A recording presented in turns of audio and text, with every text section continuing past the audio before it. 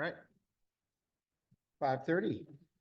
We'll call the meeting to order, and if we could start with the Pledge of Allegiance.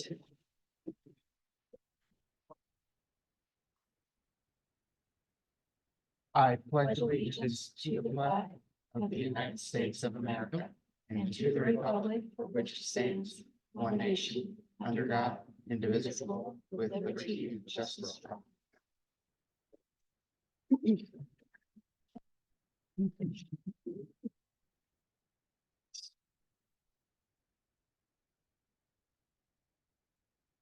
Briefly just go over our meeting guidelines and safety protocols. Purpose of the meeting is for the board to conduct board business. The meeting is open to the public and is recorded. You can listen to all past board meetings by visiting board docs through our district website. This meeting is being presented via Zoom. Do want to remind folks, not appropriate for audience members to interrupt board business or ask questions during the meeting. Agenda items are listed in the agenda, and in case of an emergency, please exit to the exit closest to you. And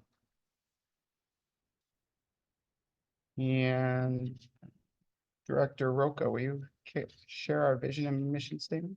Sure. Our vision is our community inspires and prepares each student to thrive. Our mission is in connection with our community. The Sequim School District empowers staff to inspire hope and provide flexible, innovative learning opportunities in a safe and respectful environment so each student thrives. Thank you.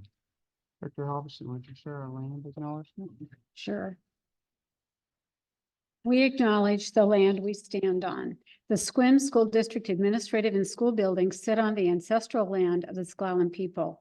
While the S'Klallam traditionally come from one nation, history has led to the formation of three sovereign S'Klallam tribal governments. Lower Elwha S'Klallam tribe, located in Port Angeles, Jamestown S'Klallam tribe, located in Sequim, Port Gamble S'Klallam tribe, located in Kingston. The district's primary partnership is with the Jamestown S'Klallam tribe. Today, the tribe and district share a partnership that includes official consultation on program and funding changes that may directly affect American Indian and Alaska Native students, as well as holistic service planning for students to remain successful in their educational journeys. Thank you. All right, and we are gonna start with our special presentations, and we have Interact Club here, I believe. So welcome. That would be preferable, just so folks that are online can hear as well. If one of you could just pick it up and turn it on.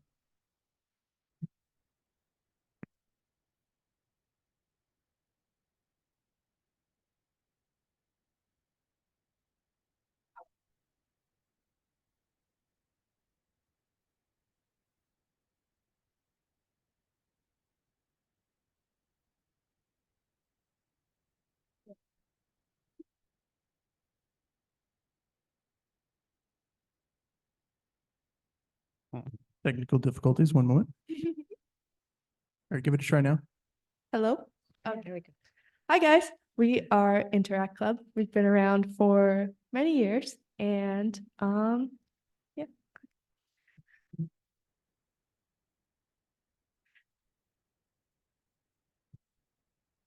Where's the Jeopardy music? Oh,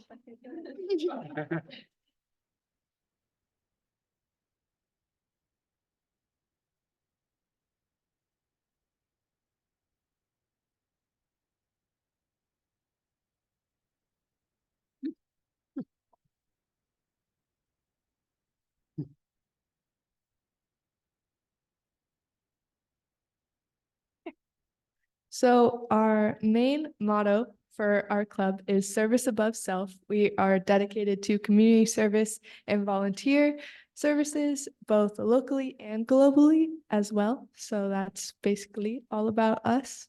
Becca.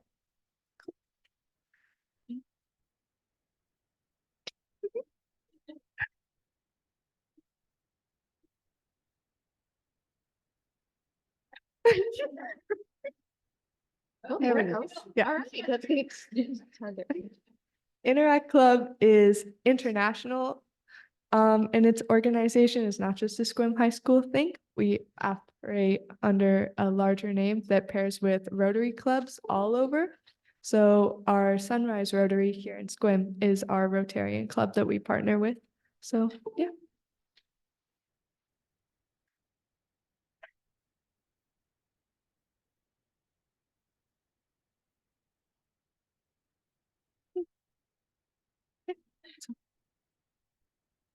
I'm the Interact advisor at the high school. I work with Colleen. I like to call us CR squared. We're both CRs.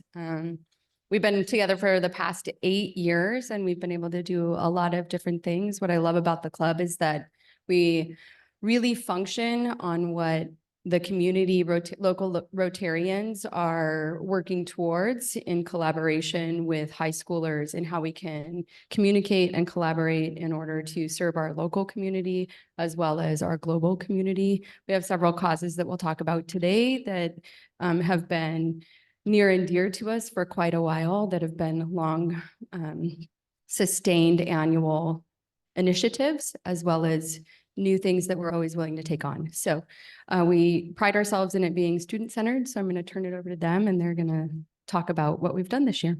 Thank you for having us. Okay. So we have multiple officer positions in Interact. I am president. My name is Krista Charters. I'm a senior at Sequim High School. And then I'm going to turn it over to everyone so they can introduce themselves individually. I'm Layla. I'm the vice president of Interact Club. Unfortunately, our treasurer and secretary are out. So Georgia Bullard is our treasurer and Emily Post is our secretary. I'm Ashton Regner. I'm a sophomore and I'm one of the PR chairs. I'm a sophomore as well, and my name is Tiffany Lamb.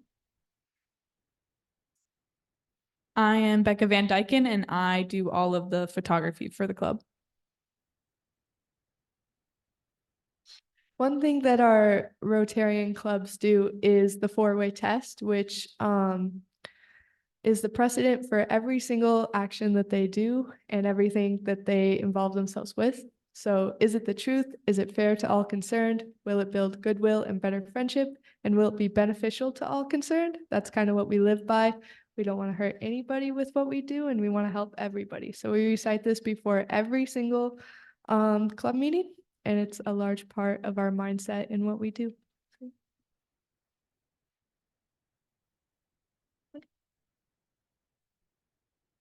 Interact puts up flags all around downtown, and they are sponsored by community businesses to celebrate special holidays.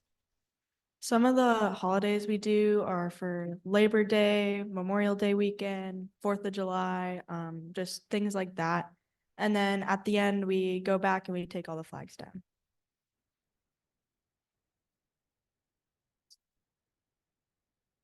Something that we also do this fall, we did Dogtoberfest. So the local animal shelter, WAG, the dog shelter, has a banquet where they raffle off items. It's a whole event and it happened at Guy Cole Center. And Interact was invited out to help bus tables. So we helped serve and then clear plates. And this year, WAG donated, I think, around $100–200 to Interact as an organization, which was really wonderful. So, yeah. Another thing that we do is Rally in the Alley. This year we did it twice, once in the fall and once in the spring.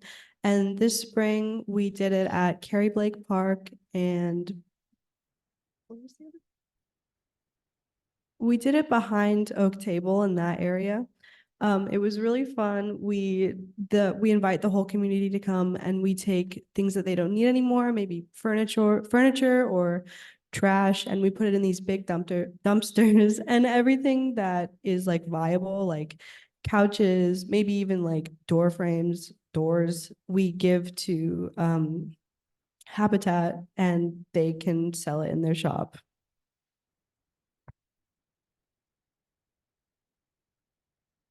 So earlier this year, we were invited to come and help out put out Christmas lights in front of in the downtown area to just raise spirit and fun and stuff.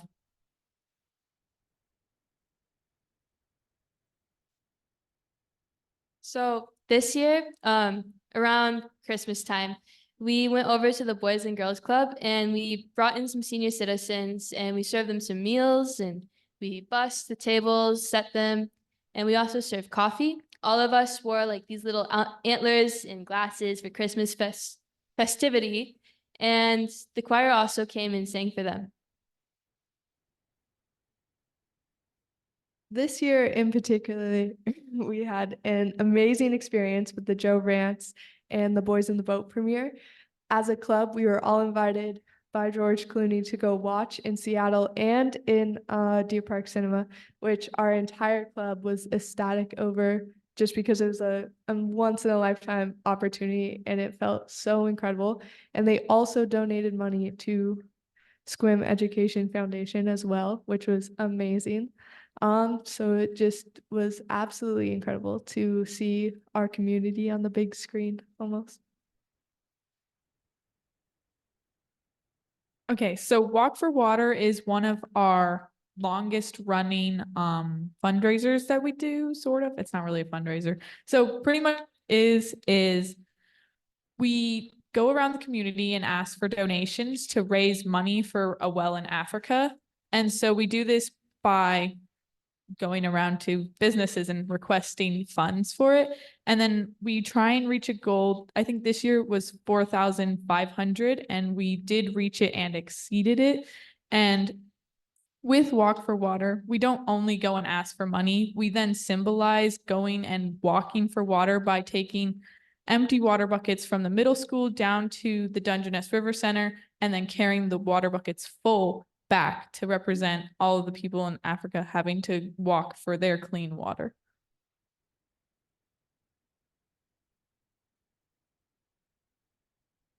This one was just in the newspaper, so hopefully you've seen it. 3 years ago, we wrote a grant for campus beautification.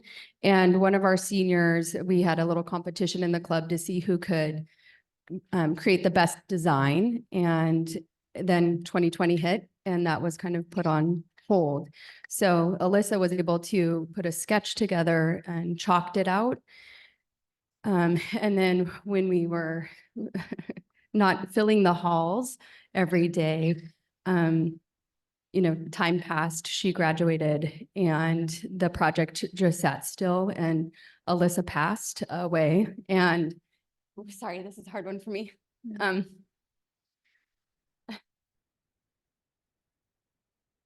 So in honor of Alyssa, we had Malia Nelson paint a mural, and on the mural, as you can see, we have a picture of her with Walk for Water on our Interact sign up in the H building. So just everyone can walk by and realize that how special Interact is and how it can inspire anyone to become our motto of service above self. Another thing that is incredible with Interact is that it really hands out opportunities to the students as well. So as much as it's service above self, we do get some payout as well, I would say. 5 of our seniors this year, me, Desara, Becca, Emily, and Sage Younger, all received scholarships from the Rotary people because of the hard work that we put in to help the community. And so they love to help us back on our own separate journeys. So that's another thing that's amazing. Something that we just recently did last weekend was the irrigation parade. So the Rotary invites Interact members to come out and walk and carry flags at the front of the parade to represent everything that Rotary stands for. And we were joined not only by Interact, but Steve Theringer, I believe, and it was a wonderful experience and we got to see the whole community and yeah.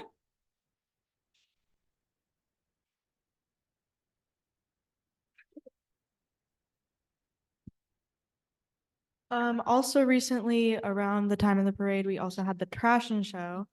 And I think a lot of people just made some really cool designs, hence the trash and show. It was out of trash.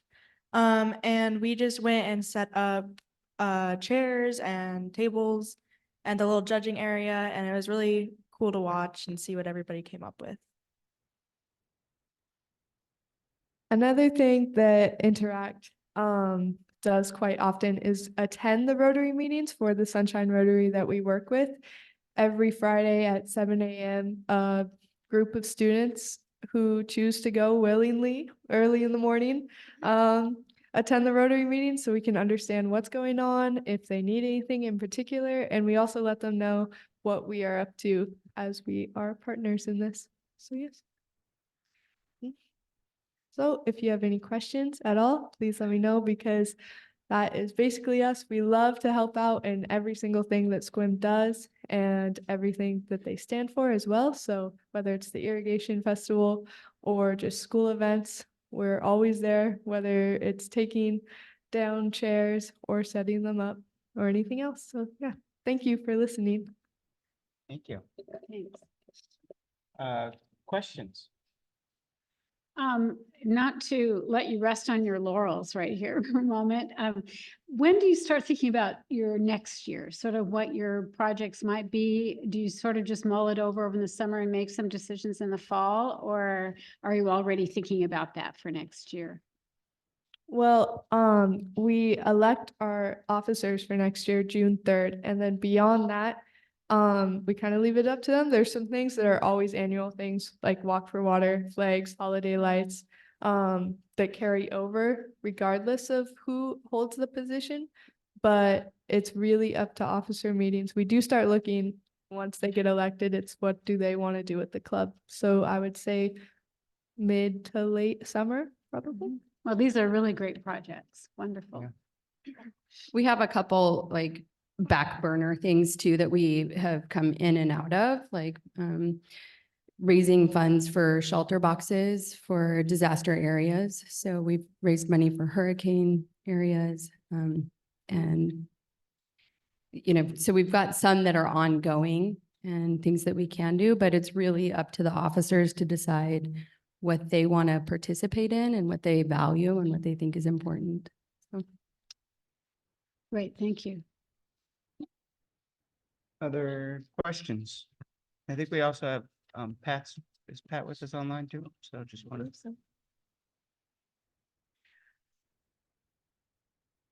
While we're looking for that, I just want to say that what you're accomplishing is absolutely making this community better.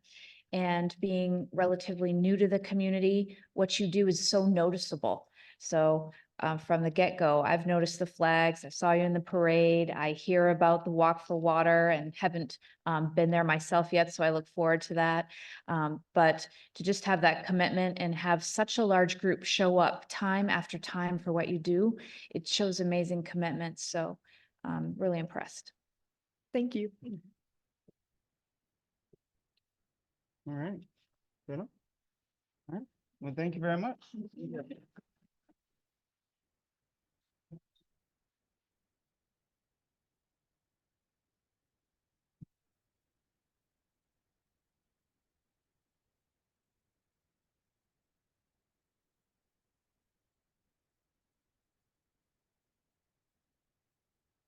Okay, with that, that's going to bring us to the approval of our minutes from the May 6th meeting, our agenda and our consent agenda. Is there any objection to the approval of May 6th minutes, agenda or consent agenda? Hearing none, we will consider those approved.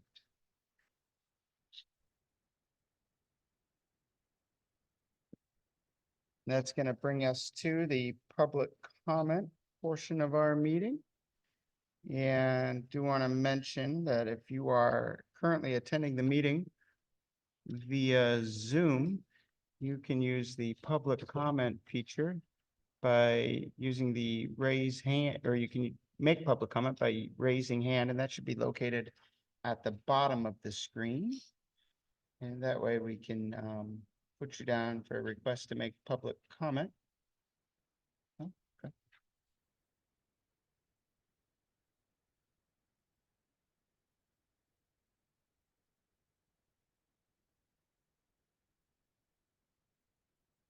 And I am not seeing any public comment online. And we do not have anyone signed up for public comment, so we'll go ahead and close that portion of the meeting. And we're going to move on to our student board representative report. So, Hello, good evening, board members and community. May 17th marked that the ending for this chapter for seniors is very close. May 17th was prom, which the seniors have been devoted for a long time to plan a successful and memorable dance for their classmates. The next step leading to graduation is the Decision Day Assembly on June 3rd. The seniors will have a chance to get recognized as graduates and recognize the colleges or institutions that they will be attending. It is an important time for athletics as well because state games are happening for sports like tennis, golf, and track. Overall, our students are excited for this school year to be almost over and for spring to come. That is all I had for you today. Thank you. thank you.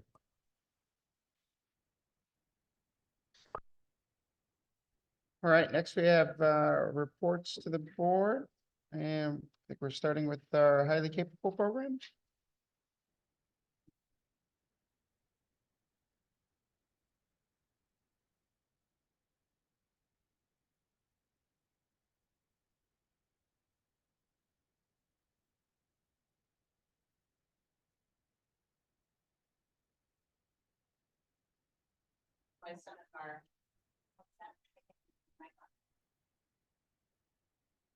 How about now?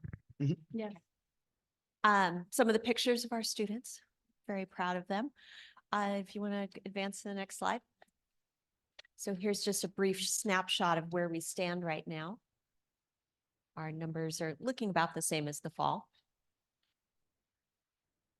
The only change we had was that percentage of low income students, and we're trying to figure out what happened there because it doesn't appear to be, well, we're not believing it's exactly true. So we're looking at that, trying to figure out due to reporting of how those numbers are changing. But you can go to the next one. So what this report is primarily about is the state has changed the way that HiCap is reporting. It always had been done through iGrants, and they've switched it out this year to a form.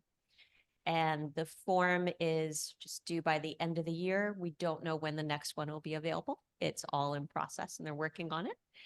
But we do need the board approvals for this. And so with that, the introduction of the form just pertained to this, making sure that the board does approve, and talking about the funding is based upon a 5% model. Advance. And then the next part of the form is in regards to the new laws regarding universal screening. Screening criteria has to include at least 2 of the following, and none can preclude a student from moving on in the process. There is no requirement to administer a new assessment, which is great news for us. And if you want to go ahead and advance. This next part is our identification measures of what we're using to identify our students. We do follow all accommodations that happen with students' IEPs, 504s, and our multilingual learners. So there's quite a bit there that we put together for each student's portfolio.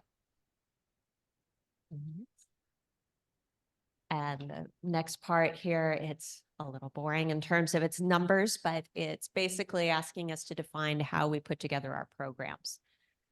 So we have our cluster classrooms in the elementary, pull-out programs, self-contained programs for the Wolfpack and homerooms, which are primarily advisory. And then the variety of programs that students can participate in, including after-school activities.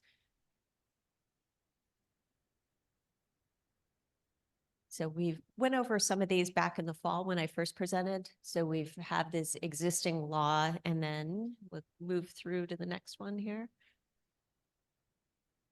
The multiple pathways need to be available. The subjective measures can be used to support, but not preclude. And here's primarily where our changes are. So there's some minor changes to language. The bigger one, though, is the universal screening. We've already been doing this for the past several years. We are a small enough district that I already look at all our achievement data points for our entire population on an annual basis. as well as looking at any prior COGAT scores, Naglieri's, anything they may have come to us with. Since we don't do a COGAT screener here, but if they've taken the COGAT in the past. And then also we look at testing. We've always tested within the school day. We're in great shape there too. So there's no need for us to make any major changes to the program with the new RCWs that have come out. And we're still waiting on the WACs. They haven't written those yet. So that was it in a brief nutshell. Any questions? I'd just say I appreciate you noticing the gap in student population, the percentage of low income students, and trying to figure out what's going on there. Yep. And then making whatever changes you might have to make and or find out where the numbers are coming from at least. And Right, right. so I appreciate you doing that. The other numbers look right on, so that's good. Appreciate it. Yeah, thank you. Jody, really, I appreciate all you do with this population of students and helping them navigate their work throughout going through their schooling. Couple questions come to mind. One was when they're testing in and you it's divided between quantitative and qualitative. Do you ask that they have one that if they have to submit 2 pieces of evidence that they come from both or just from just any of those that And are listed? though we are looking primarily, we want to see an achievement score in the top 3rd percentile, as well as an ability score in the top 3rd percentile. Okay. And the other question I have is, do you have students who opt out of the high cap if they are selected? We've had 1 in all the years that I've done it. Yeah, wow. Okay. Yeah, students tend to participate. Thank you. Yeah. Anything else? Yeah, the only thing I was going to mention is the same thing that Director Jeffries already mentioned, so I appreciate you calling that out. But I also noticed with the percentage of minority students, looks like that's a really, really close Yeah, number. we're just off by one or two there, I Yeah. think. And the low income, I'm not quite sure what is going on there because we were in the fall much higher, and I'm not sure if because we have so many, what is it? Haller already is receiving free and reduced lunch, things like that. Just lunch for all students, I should say, that we're not getting the same reporting now in the spring. So we're trying to figure out what exactly is going on there. Okay. Yeah. So, Great. Thank you. Thank you very much. All right, next, I believe we have a transportation report. So as Director Hall is coming to the podium, I'd like to just introduce this topic tonight. We've been working with transportation and our schools to consider what routing is going to be most efficient. And in this discussion, we have had it come up that we could have a situation evolve where having Gray Wolf potentially start earlier at 8 a.m. is a viable option in the routing scenarios that we have.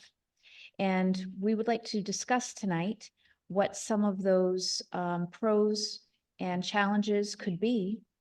And I'd like to let you know that what's really important here is that we recognize from the earlier community and family survey we did, along with surveying our staff and students, that the later start time for secondary was not something that we were going to be moving forward with at this time.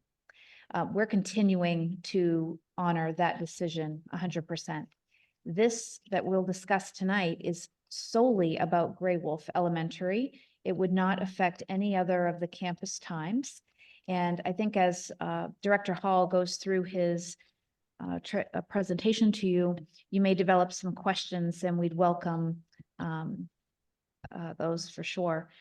But we're also going to give our staff, our families, and you an opportunity to weigh in on this so that we can get some community input as we look for a recommendation about whether this is something that would actually be advantageous to staff and families, or if we should wait on this as well. Okay. All right, Director Hall. Good evening. I am going to have to use this because my voice is toast. So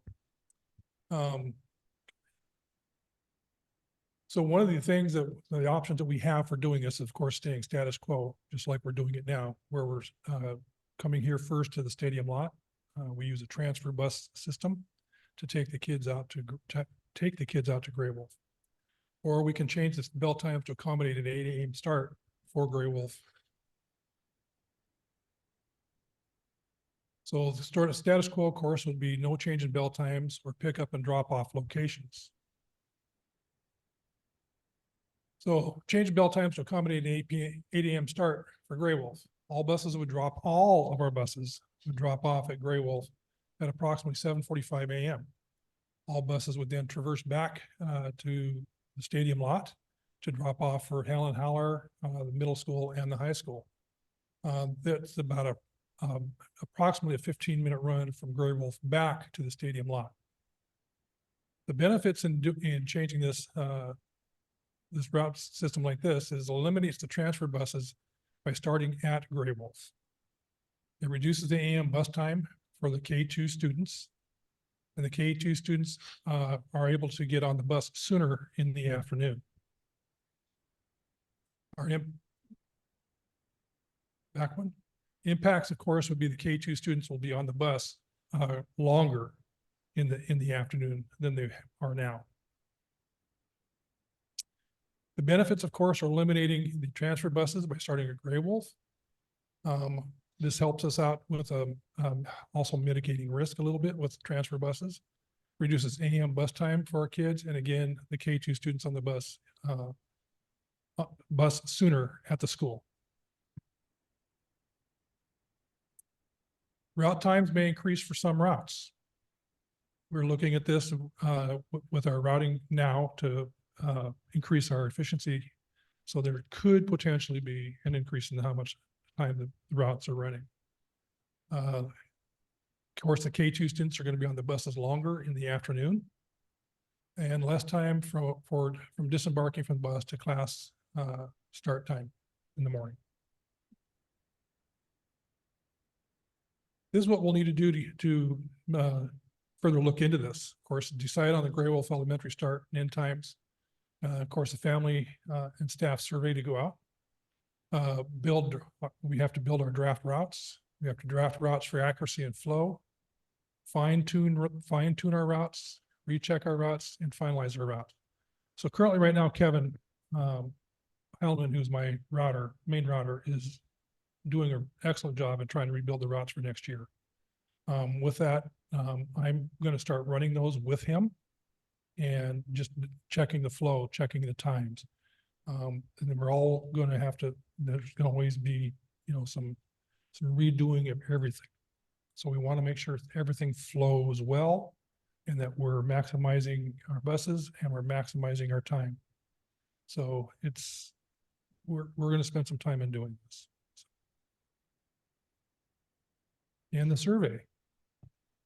So at this QR code, we do have a survey to families and staff to just ask if folks would find that there is some advantage or disadvantage by us considering an 8 a.m. start time versus just staying as we are. The survey has about 5 questions. It asks people where they feel along a continuum this type of impact would be palatable for their family, if not advantageous. It also asks about the afternoon time, because when you start earlier, you get out later, earlier also. So 2:30 would be a dismissal time. And then we also want to collect feedback and generate questions that folks would have so that we can make sure we're getting back to the community about the additional questions that might arise. But I just want to emphasize that whether or not we move the Gray Wolf time will not have an impact on our other campus start times. So we can take questions at this time. Any questions? I have a question. Do we have an idea of how many We are transferring daily on the transfer bus now. Do we have any ballpark of how many students utilize that? I can get that for you. I think it's somewhere around 100. But I'll double check that number for you. The reason I asked that question, just so you're aware, is when we did the reconfiguration, the realignment of our elementary schools, one of the assurances was that families would be able to drop off basically at either school. So I'm just concerned that, you know, when these surveys come back, that we still reach out, maybe make a special effort to reach out to those families that are currently using it and make sure they're not going to be disproportionately impacted and maybe miss the survey or something. So that's all. We absolutely can do that. We also can make sure that we have a stop at the same location because we'll be traveling that direction. So a stop to pick up any students needing to be transferred is something we can accommodate. Perfect. Yeah, that would address that also. Thank you. So that would essentially be just one bus that would be then just picking up anybody that needed to go there as well. That would be located close by. Correct. If one bus was adequate, of course, it will depend on the number of students who are walking from a close proximity to the stadium, but certainly, do you have anything to add about that? We would make sure we have the right number of buses coming through. Right, yeah, so for instance, anybody that are in the non-transportation zone live here, that in this area, that we're having come to the stadium lot to get picked up to take out to Gray Wolf, we could potentially, I'm just throwing this out there, potentially make that the stop. Anybody within the non-transportation zone would come here, just like we do normally, pick them up and take them out. We could have some other centralized location, depending on that. We're looking at instituting a registration program, so people will register their students to ride the bus. It'll help to give us a more accurate count to start with, and to help us build those routes. So any of those students who would be needing that, you know, we'd ask them to do that registration. Kevin will route them in, so we will know the number that we'll need to put on a bus for that. Thank you.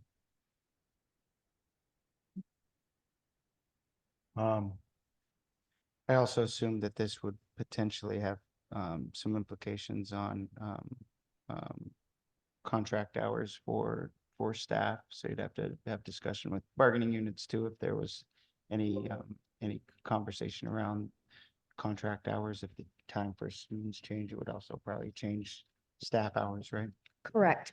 And so what I'd like you to know is that there was a meeting held at Gray Wolf just today to make sure staff were aware of this and also get their opinions right on that campus.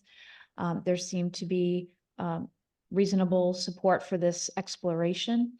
We're not at all committed to anything either way. We're really looking for input about this from families and staff.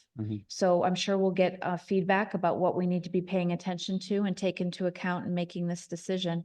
I would like to say that whenever our district does surveys, we certainly are looking for strong recommendations. And as you saw this winter with a later start time, we read the room. We understood what the impacts were. Same will be for this. We have to think about all the implications. And it's interesting how in one family, it can have one impact and in another family, very different. So we'll be regarding all of the information we get back. Okay. Anything else? All right. Thank you very much. Thank you, Don. Clap.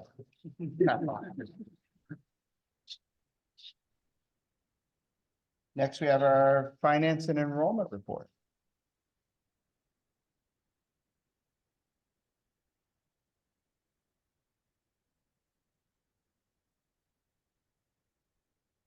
All right, good evening. We're going to look over budget status reports for the month of April.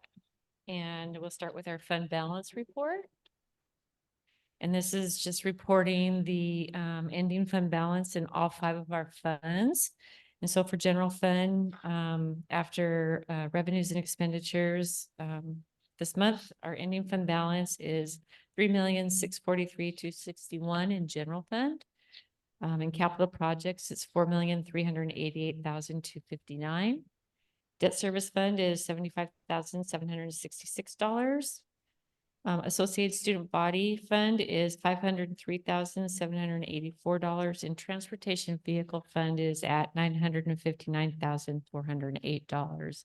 And so, General Fund, of course, has a very large ending fund balance right now because, this is April's, treasurer's report and apportionment, and this is the month that local levy dollars come in for our maintenance and operations levy. And so that happens October and in April.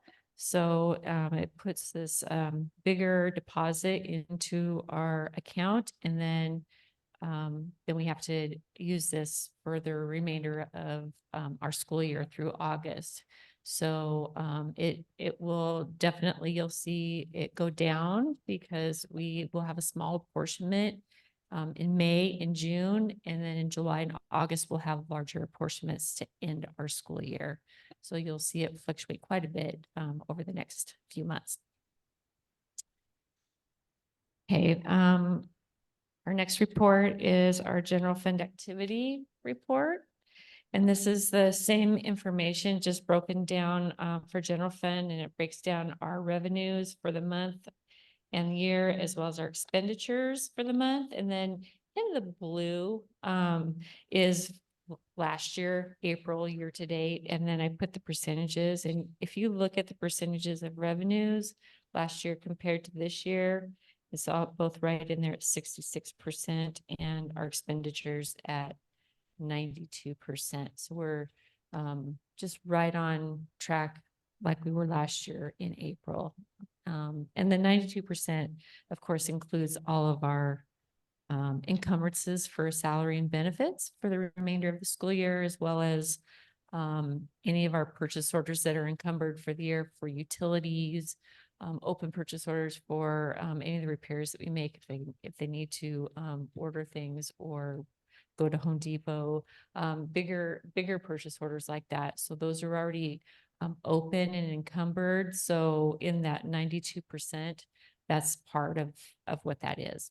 So it just, what it does is it leaves, it leaves just over $3 million that is not spoken for in the budget that we built, which is good because, you know, we build in capacity on both sides, revenue and expenditures. And then as grants come in and those expenditures go out, that's why we build in that cushion so that we don't have to come back and ask for a budget extension in order to pay for the things or salary and benefit for grants and things like that.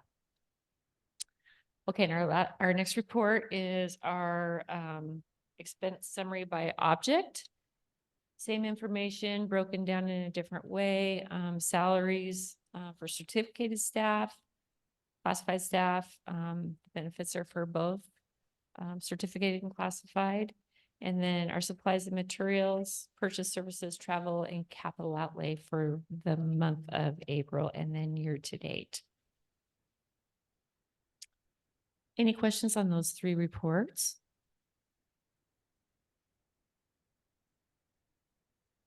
Okay, and then our enrollment report.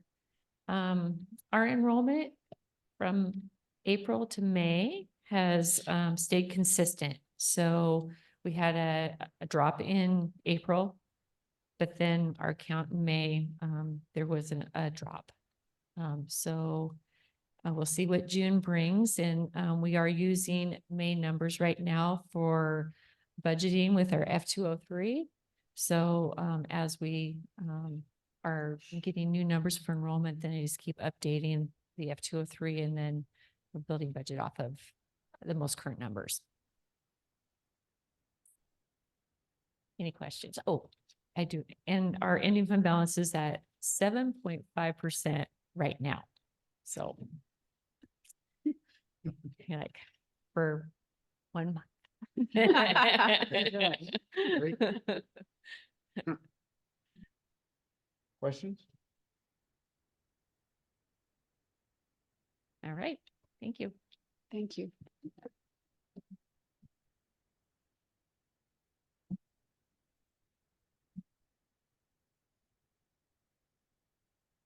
All right.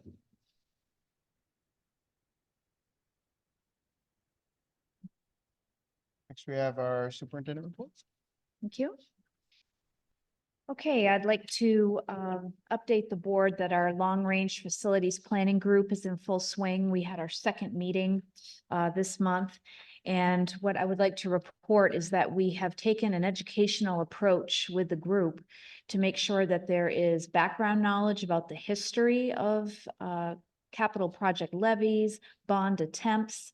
I have to tell you that our bond attempts have been for naught for about 28 years, but we are optimistic that as we move forward and we recognize what it is the community needs to know in order to make an educated decision, we want to have that in people's hands.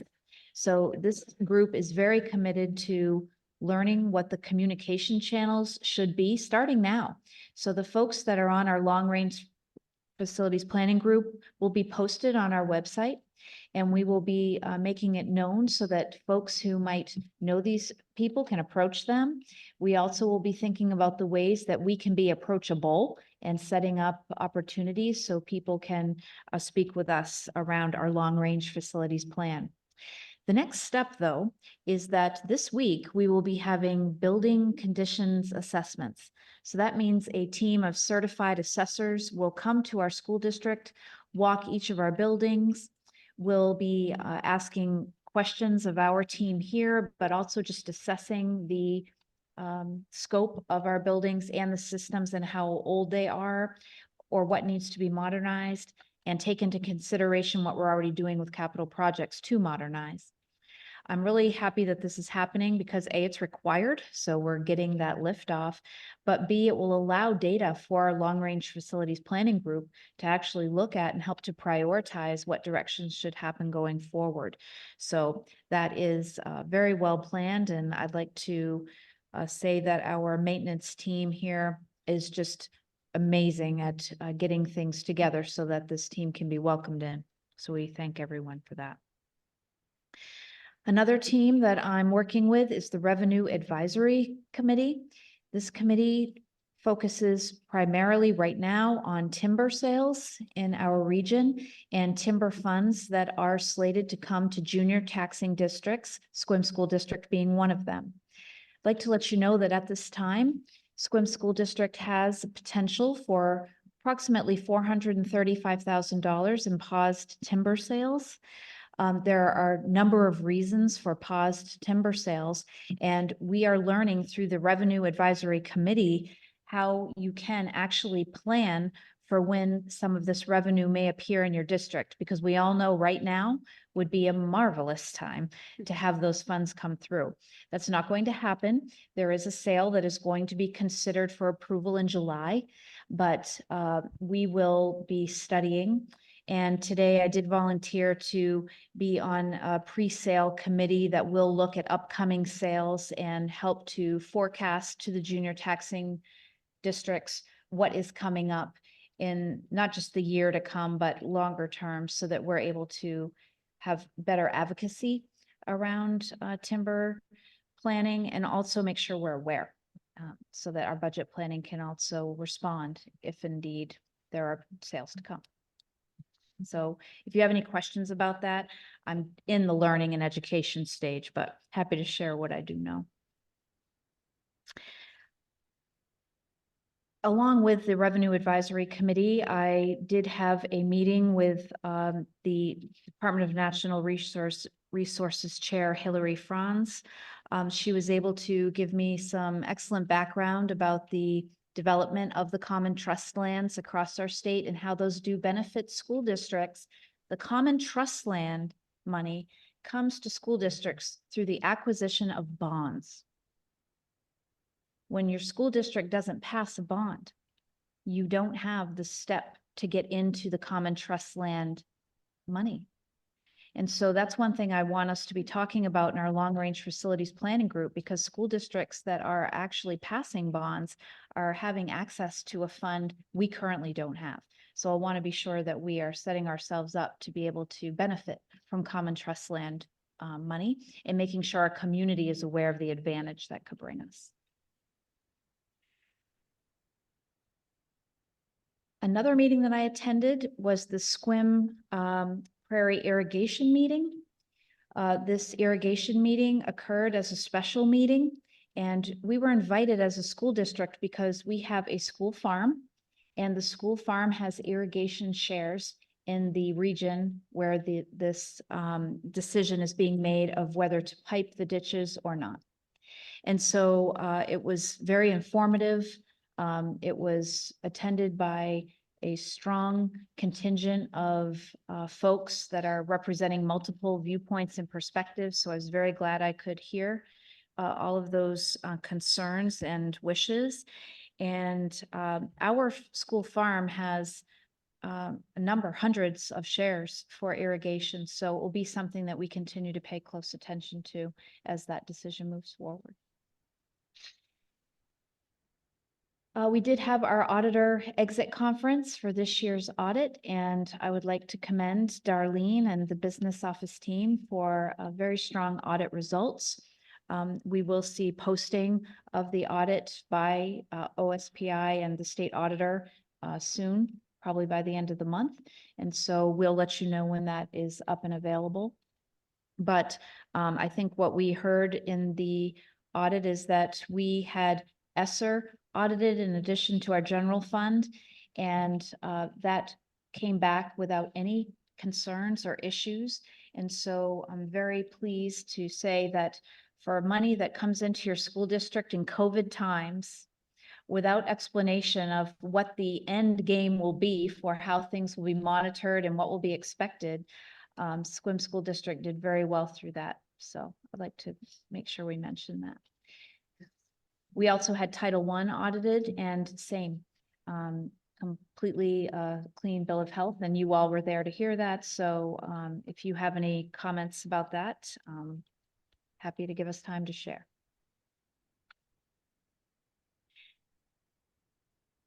Fifth grade parent night was held at the middle school. So families could come, students involved, and we're able to hear from different elective teachers. We're able to hear from the principal and assistant principal and really understand what their schedules would be like coming as middle schoolers and what exciting clubs and athletic opportunities will be present for them. So there was a lot of energy in the gym. I'll say that, and that's great news because we really do want to see our middle school evolve and become as strong as possible, and the students coming in and the parent interest was there. So it was wonderful. Then there was a special services resource fair for our community held right here in the library, and I was able to attend that and was remarking how many services are available to our students and families who may have a disability among a family member. And it's really important to know that the level of advocacy, compassion, and a service know-how, how to get connected with services is very present in our county, but right here in SQUIM. So I would let any family know who would like to get connected to resources to be talking to special education teachers here in our school district, because there's a strong connection between these services and what's available. And a lot of emphasis is being put on transitions for students who are departing high school, sometimes at age 21, and going into a new world of independence, and the services out for them, including housing. It's remarkable. So I'm very pleased that our community can provide such. And then to let you know that our student board rep, Dasara, will be graduating. Congrats.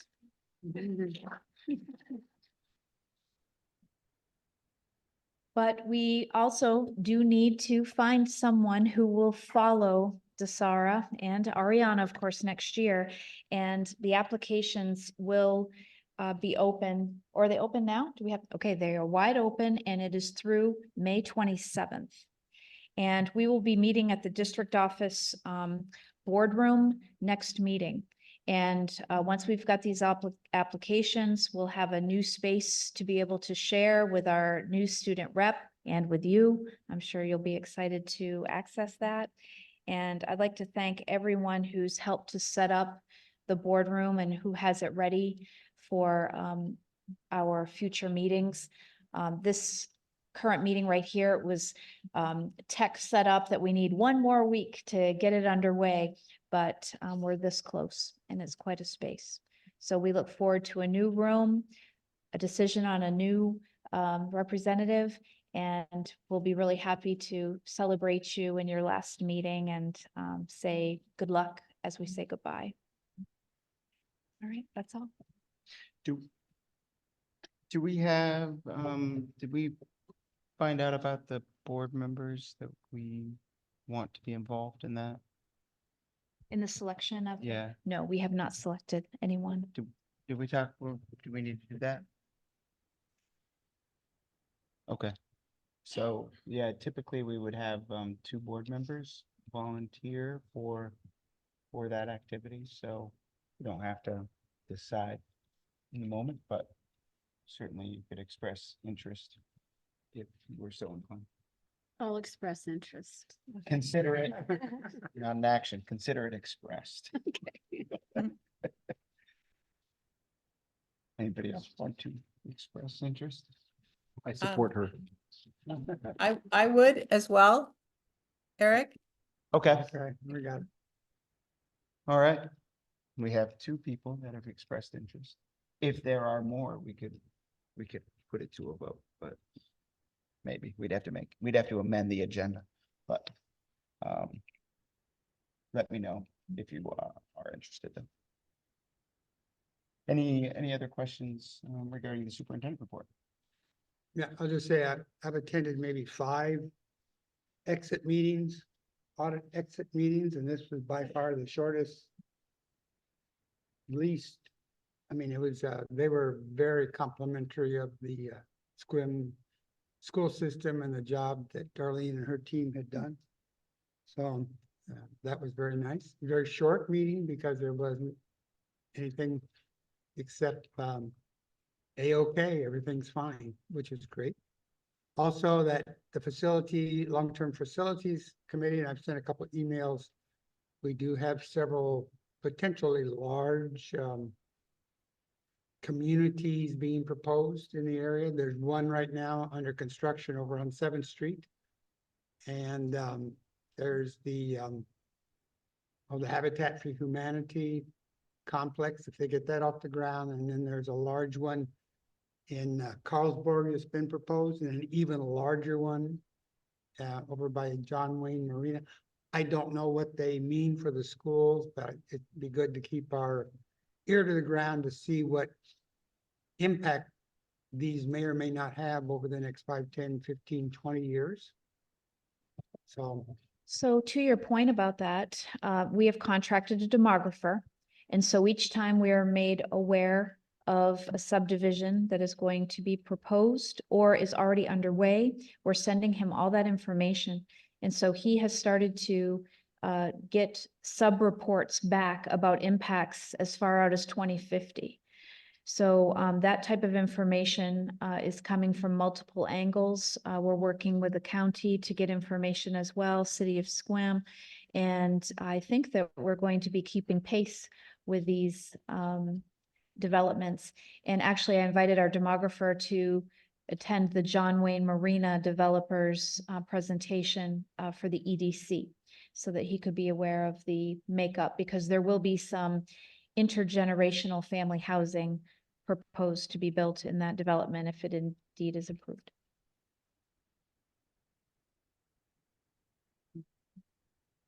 Anything else? All right. Thank you. That's gonna bring us to our board business. And then we start with 10.01. We have an approval of reduction in force. Do you want to introduce this? Yes, I'll actually be presenting this evening. First of all, before we go to the report itself, I just want to share that this is about people. And when you face a reduction in force, it is never easy in a school district or any other organization for that matter. People's jobs are their livelihood, and their performance and commitment to us as an organization has been very strong. So I would like everyone to know that the decisions that are being made here are for reasons that are purely financial. The performance of our people who have had to receive some very hard news has been very strong for us, and we are very thankful. And we're also trying to be optimistic that if we can keep connections with people who may have to suffer in this reduction in force with their job, that when there is opportunity for another hire, if there is further attrition, we will be able to make the connection again. So I'd like to just say our thoughts are with people who have received some very challenging news. Okay, I'd like to talk about the rationale for the reduction in force, and so this presentation will bring that to you. What's really important to know about the basics of Washington school finance? So funding in Washington State for schools is constitutional, so it's required. And it should actually be that the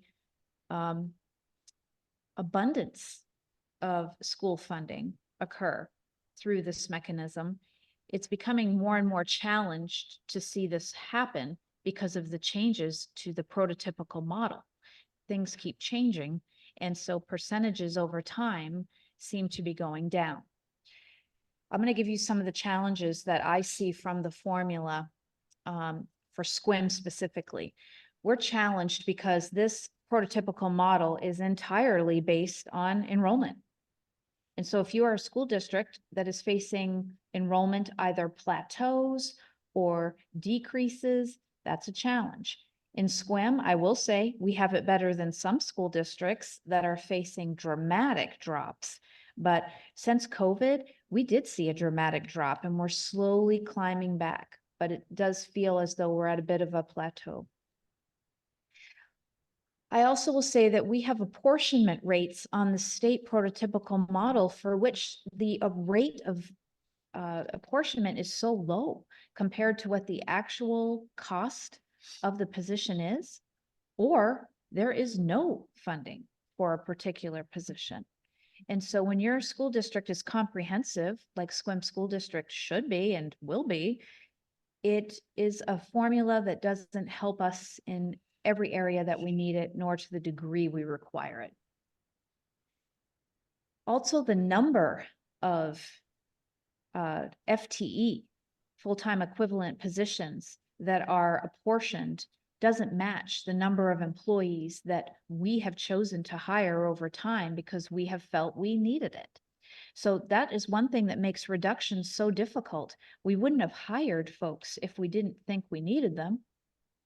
And now we're at the point of having to make very difficult choices about how we can scale things back, look at our enrollment, look at the prototypical model that exists right now and which could change, and make our best, I'm not going to say estimate because we're really taking the numbers to the nth degree. It's a projection. We're always looking ahead about what's going to be coming next. And then you'll hear that there was 2024 year, just this year, legislative funding that came into the formula that is new and it's going to help us. Well, there is new money, but I'm going to give you an example. We received the new bill for our insurance for the risk pool. The new bill is $130,000 greater than last year. The MSOC money that came in, and that's for material supplies, operational costs, the additional money was $46,000. That's just one bill we have to pay, and it didn't cover even that. We also got some money toward some classified positions. The amount of money that came in for each category, $23,000.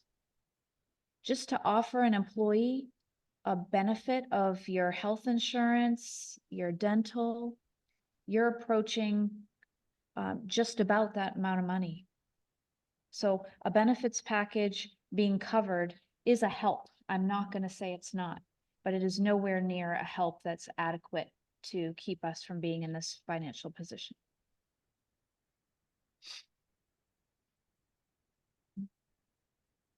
Okay, so our challenge is about a math problem because it does come down to the funding. So you'll see in this slide that our budget this year, right now, $48,216,148. Our apportionment projection was $8.6 million less than our budget. Now you expect that because Washington does not pay every dime through the state, so you have local levy. And our local levy dollars at 7.5 million this year did not cover the gap. So what did we do? We used our fund balance to keep us going forward. We also have a funding gap going into next year because the federal funding through ESSER is gone. It's over. So all of those funds will be expended by the end of the year. So the number of positions that we've hired over time, because we did feel we needed them at the time, we did. And the salary escalation, because we want to have strong retention. We want people to want to work here and actually be able to have a living wage. It has outpaced our apportionment and the levy revenues. And thus these reductions are necessary because our fund balance cannot continue to hold the weight of this gap. We also have an obligation by policy that our fund balance must be between 4% and 6%. And what I'm going to show you tonight is getting us right in the middle of 4% and 6% on next year's budget, which I anticipate will be close to 50 million. Because we do have $2 million in raises that we will have to facilitate. All right, so here we go. We have $8.6 million gap approximately. Our local levy dollars next year will bring in 7.7 million. We do have the salary increases of about 2 million for next year. It actually is 2.2 million on the books right now, but we are doing a reduction of force, so we know that will be minimized a bit. Our fund balance requires that we're at 4% to 6%, which will equal 2 to 3 million. Okay, so this year's expenditures, you'll see where this $8.6 million gap came from. And you've seen this slide before. It's showing all of our categories, what our revenues have been around those categories, what our expenses have been, and the difference. So we relied on the levy to help us get through this, but it wasn't enough. Okay. Then you remember this chart, I hope, but this is an updated chart. Okay. So you can see that what we're planning for is the red line. The red line is our 24-25 budget projection if we had done nothing. And you'll see that the green line is what we're tracking with now. We've had improvement because we put the brakes on spending. But as you follow the trajectory, you heard Darlene say tonight, we're at the pinnacle of our fund balance, and it's only going down from here, folks, because this is the levy that has come to us for April. But as you follow the line down, even though we're about $380,000 better off because we put the brakes on. But $380,000 in August of 25 is not going to make it. It's not going to do the trick. So the reduction of force is necessary to get us up to the 4% to 6% line. Okay, any questions about that? So if I see the green line compared to the, let's just say the blue line, it's basically that the gap between the two, we anticipate will stay consistent. In best case, Yes. consistent. And so it's going to continue to drop down and continue to follow along with maybe, however that looks, about whatever that spacing is almost, right? From Correct. Which, Correct. and then if we look at the green and the blue line at the end, that's where we want it to be. Can you go up with your cursor, Tracy? Yes, we need to Yeah. be in between those two lines. And you can tell the trajectory of the other green line isn't going to make it there. Okay. It's going to be closer. But the red line gap is so significant that we have to make this hard decision. Okay. All right, so we're going to now go into the specifics of the reduction in force so you can understand the impacts. And then we will be leading to the resolution so that you can ask any questions, have discussion, and make a decision. Okay, it's important to know that we've done the figures and 82% of the expenditures in SQUIM's budget is personnel. So when you're looking for such a substantial reduction requirement, it's basically impossible not to consider personnel in that equation. Okay. So that's fine. So these are the staffing reductions inclusive of attrition. So please let me clarify that we put out an incentive this year, and we had a number of staff who responded to that and indicated that they would indeed be leaving, whether that be for retirement or a resignation. So we have included those numbers here. The percentage column is demonstrating to you what percent of that full group in our system that reduction is.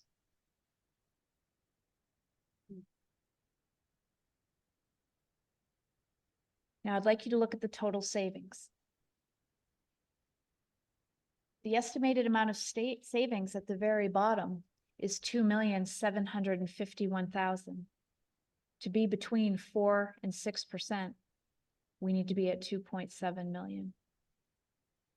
So this is allowing us to land safely in that zone and accounts for the fact that we may have some shifts that happen. You know how enrollment is in the summer, you're making decisions.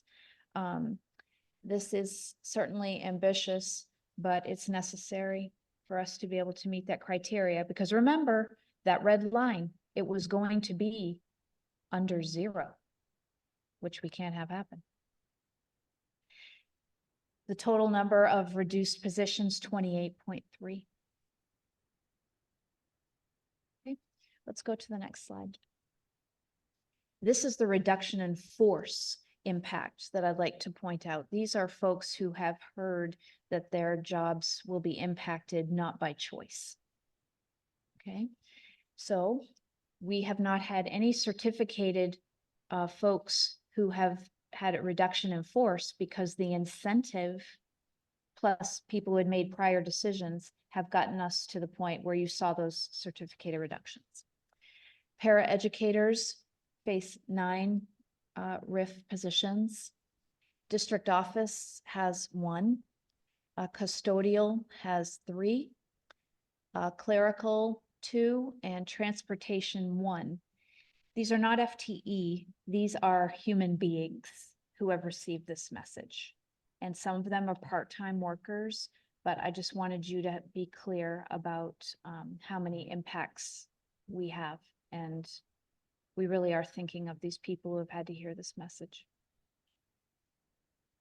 Okay. This is the resolution for reduction in force. It is in your board packet, and we will be asking that you move forward on this resolution. And so I'm going to read it, and then we can turn it over to President Pickens for next steps.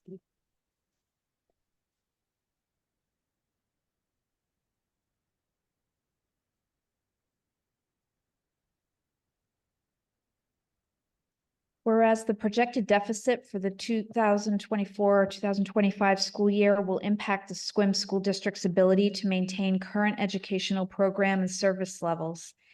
And whereas the SQUIM School District does not have the presently assured financial resources to maintain its program and services at the present levels for the 24-25 school year. And whereas in order to maintain the level of school district expenditures within the level of reasonably anticipated revenues, it is necessary to make reductions in the district educational programs and services, including reductions in certain positions for the 24-25 school year. And whereas the district's Board of Directors has a duty to plan for support staffing levels in a manner that makes efficient use of public funds and resources. Now therefore be it resolved by the Board of Directors of the Sequim School District as follows. The board hereby authorizes the superintendent to make the most efficient use of public funds and resources and take such action as necessary to restructure, reorganize, and or reduce classified support staffing positions and programs. 2, the depth and breadth of classified furloughs or reduction in force status is dependent upon the district's overall financial condition. Number 3, the superintendent is directed to take any action necessary to implement such reductions to the following employee groups as needed: office professionals, custodial maintenance, transportation, and paraeducators, and other classified employees who will be affected by the district's change in operations necessitated by lack of revenue. Number 4, the superintendent is authorized to make such other plans to implement the reduced educational program as are necessary to comply with the legal and contractual obligations of the district. Number 5, the superintendent is directed to prepare a recommended budget which reduces expenditures, recognizing the level of reasonably anticipated revenues for board adoption by its August 2024 regularly scheduled board meeting.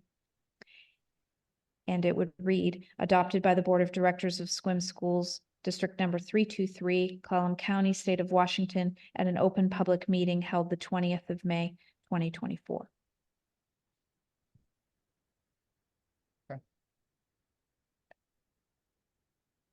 Right. Do we want to start with questions? Or I'll leave it up to the board. Does anybody have questions for Superintendent Nichols prior to a motion?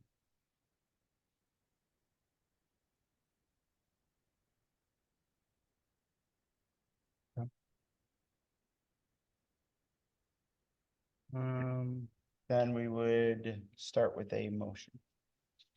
I move we approve resolution number 11/2023, 2024. The reduction in force resolution. Do we have a second? I second. Discussion.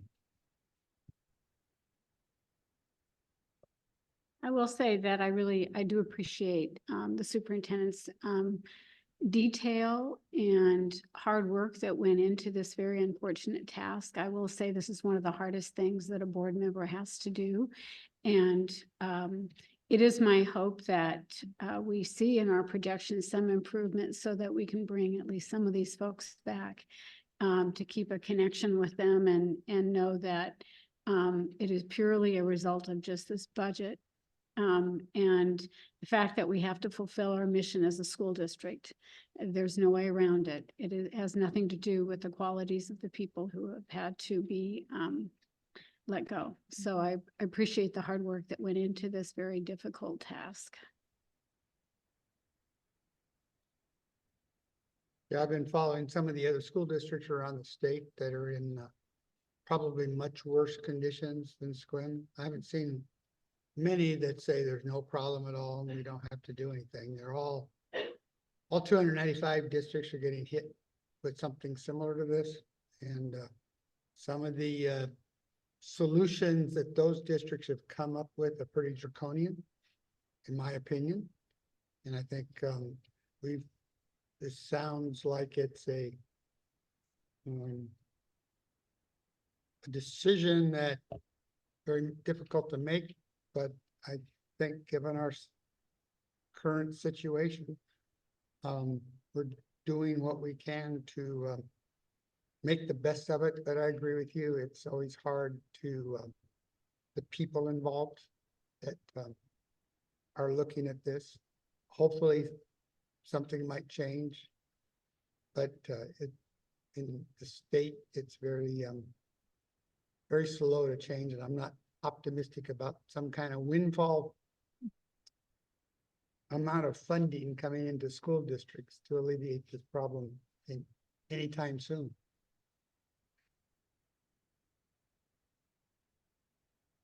Few things I'll share. I've lost actually a lot of sleep thinking about this decision. And yes, a few things I'd like, and I know that you've already spoken about some of this during the presentation about opportunities, but there's items that I hope that we'll consider, especially as it affects folks that are finding themselves without a job. I want to just make sure that we have, and again, I assume several of these items have already happened. So, but I'm just gonna go through because all of these are super important to me with this kind of decision. One, that we have like fully explained any recall rights that they have in accordance with their collective bargaining agreement, because I think that is important, and I want to make sure that our staff members affected know that they do have those recall rights. I appreciate what was stated about that this is not a performance concern, and so as it relates to helping them land somewhere, that we have our whoever their supervisors are, be it principals or whomever, that are helping with some recommendations to help them land somewhere. I want to share, and I'm this specific, I can't speak to the other positions, but as it relates to paraeducators, I mean, that's the largest number here. I know that we had unfilled paraeducator positions in the Port Angeles School District. I think all year long they went unfilled. So I want to make sure that we give folks an avenue, and folks, I mean, Port Angeles is not that far away. And if their supervisors can help them land somewhere, I want to make sure we're making every effort to do that.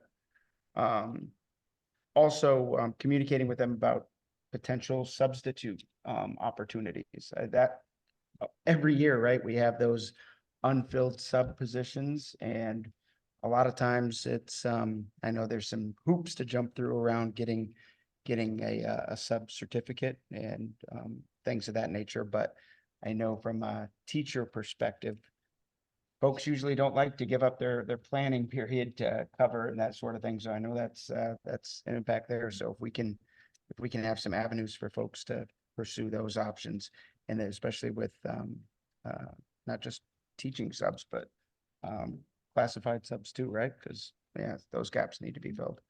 And then I assume that this is involuntary, so there's some potentially unemployment to navigate. And so I would like us definitely to make that a priority, to make sure they have all the tools, resources necessary to try to pursue that, to make sure that they can sustain themselves. So I think that we do see that you had mentioned that we do notice that our enrollment is climbing back. And so I think, making sure to monitor that, even if it's after the year. So again, we can use that recall language to try to get folks back. I know that we used attrition as much as we could, and this decision started from really like 2 years ago. We knew that ESSER funds were going to start. We were like, well, let's kind of keep going over this 2-year period. Let's hope we can use attrition so we can minimize the impact. And so, and I know we have done that to the best extent that we could, but I just really want, even after that last day of school or that last day of work, for us to really step up and keep in mind that we still have folks that are going to be out there needing the support, and letting them know there are avenues that we can get them back or refer them to other employment to where they can still sustain themselves and their families. Because yeah, this has a considerable impact. So I'm assuming some of those things have already been done, but I'm hopeful that that's all of those things I mentioned as part of the plan. Yeah. Okay. Yeah. It's a tough situation, and yeah, and I mentioned PA, but maybe it's other districts too. Maybe it's other opportunities in the community too. And so we're also a network that's fairly well connected in our community, and I would hope that we would keep our ear out for opportunities that might come up in the community and know that we've got some folks out there that may, even if it's not for the school district, let's try to do right by people and hope these folks land somewhere. Because it's tough to get by for sure these days with everything else. Expenses going up and yeah. All right. We also have, Pat, did you have anything, any comments? No, I just to follow up on what you and Maren have already said. I know that these are really difficult decisions and they do impact people's lives and nobody wants to be in this situation.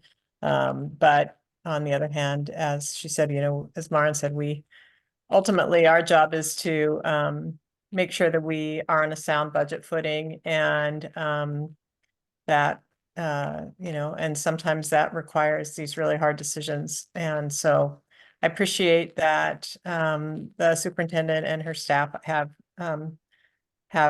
hopefully addressed this with the people who are affected and in the most compassionate way possible, and that the services that you've just talked about will be made available and that hopefully this is sort of, we've maybe hopefully kind of hit the bottom on the budget situation. And we can get our fund balance on a little better footing going forward. And it's also, it's just so hard to do these things with all the uncertainties that we have, that we don't know what's going to happen with enrollment. We don't know what the legislature is going to do going forward. And I think it's wise to be conservative at this point and realize that we kind of have to project in a way that we hope for the best and plan for the worst. And so I think that's reflected in this plan. So I'm prepared to go forward with the motion. So.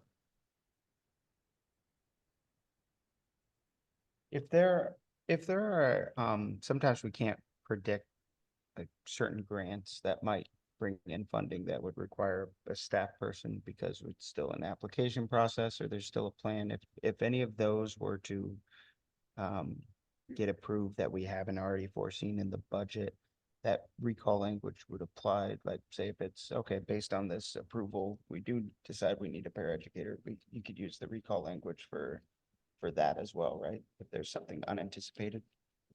Depending on the classification of the grant employee, but sure, yes, if Okay. there was something that we do see that is a fit for a certain category of employee, we certainly would be offering that. Okay, good. All right. Anything else? Okay. Sorry, any advisory vote on this one? No. Okay. I would like to abstain, please. Okay. Any further discussion before vote? All right. All in favor, please signify by saying aye. Aye. Aye. Aye. All right, motion passes. Next, we have 10.02 approval of WIAA agreement. Sure. The WIAA agreement is an annual agreement, and school districts are expected to put forth a board resolution that is agreeing that we are turning over some of the duties for governing our athletics and other relevant WIAA activities to that entity. And so there is a fee schedule in a handbook. I don't have that right on top of my mind, but we do pay based on student athlete participation and so forth. And this is something we typically do every year. We have a motion. I move that we approve the annual WIAA agreement for the 23-24 school year. Thank you all. I'll go ahead and second that. Discussion?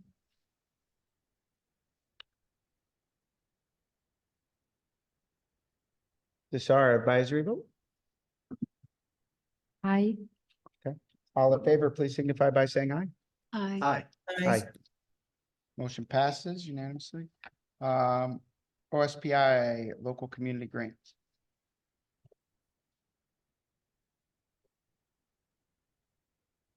This is a required resolution related to the local community project grant that SQUIM received for our CTE center. That grant is going to be facilitated through the school construction division of OSPI. And they have contacted us to say that this resolution will be part one of the several part journey that we're going on so that they can actually issue a grant award letter. If you'd like me to, I could read this aloud unless you feel like it's self-explanatory. I think it's so. Yeah. Yeah. Do we have a motion? I move that we approve board resolution number 12/2023/2024 regarding Office of the Superintendent of Public Instruction request for board approval for grant. We have a second. I'll second. Any discussion?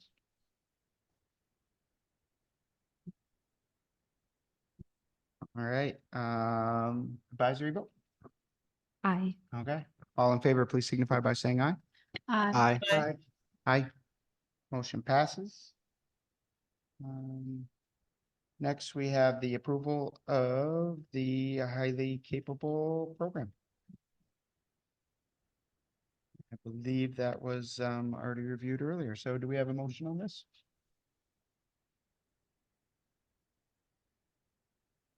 I move that we approve the confirmation of the highly capable program. I'll second. All right, any discussion? Sorry, advisory vote. Aye. All right, all in favor, please signify by saying aye. Aye. Aye. Motion passes.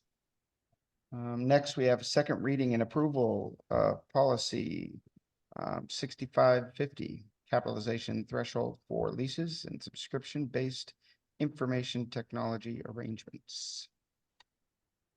Do we have a motion?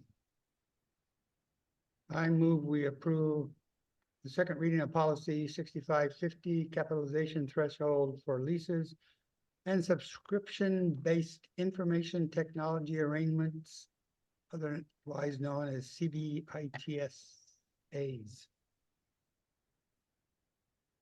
Do we have a second?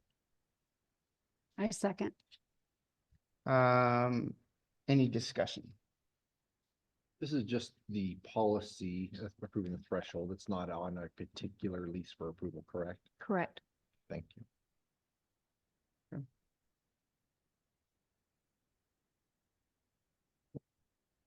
All right. Does already have an advisory vote on this one? Aye. Okay, all in favor, please signify by saying aye. Aye. Aye. Motion passes. And I believe that concludes our action items. Next, we will be going into an executive session. And the board will meet for approximately 40 minutes to review the performance of a public employee. And with that, we will be in recess.